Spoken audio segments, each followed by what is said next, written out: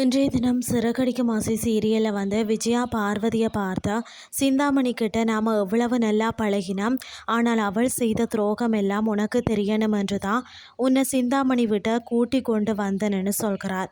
அதை கேட்ட பார்வதி, அது எனக்கு எப்போவோ தெரியும், உனக்கு தான் இப்போ தெரிஞ்சிருக்கு என்று சொல்கிறார்.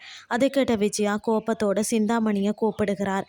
அதை தொடர்ந்து விஜயா சிந்தாமணியை பார்த்து, உன்னை மாதிரி ஒரு துரோகியை பார்த்ததே இல்லை என்று சொல்கிறார். மேலும் நீ எல்லாம் நல்லாவே இருக்க மாட்டேன் என்று சாபம் போடுகிறார். அதை கேட்ட சிந்தாமணி எதுவுமே தெரியாத மாதிரி நடிக்கிறார். பிறகு விஜயா பைனான்சியர் விஷயத்தை சொல்லி பேசுகிறார். அதனை அடுத்து சிந்தாமணி வீட்டுக்கு கட்ட வேண்டிய பணத்தை கட்டிட்டு இங்கே கதையுங்க, இப்போ இங்கிருந்து கிளம்புங்க என்று சொல்கிறார். அதை கேட்ட விஜயா, ஒன்று திமிர் அடங்குறப்போ உனக்காக யாருமே இருக்க மாட்டாங்கன்னு சொல்கிறார். மேலும் ஒன்ற பொண்ணு ஒன்றுமே இல்லாத வெறும் பையன் கூட தான் ஓடி போவாள் என்று கோபமாக சொல்லிட்டு அங்கிருந்து கிளம்புகிறார் விஜயா. மறுபக்கம் ரவி வீட்டு கடனை அடைக்க என்னால் உதவி செய்ய முடியாமல் இருக்கிறதும் ரொம்ப கஷ்டமாக இருக்குன்னு ஸ்ருதி கிட்ட சொல்கிறார்.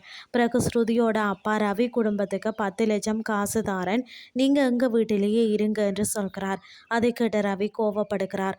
அதை தொடர்ந்து ரவி மீனா வீட்டை ஸ்ருதி வீட்டை நடந்த எல்லாத்தையும் சொல்கிறார். அதை கேட்ட அண்ணாமலையும் விஜயாவும் கோவப்படுறார்கள். இதுதான் இன்றைய நாளுக்கான எபிசோட்.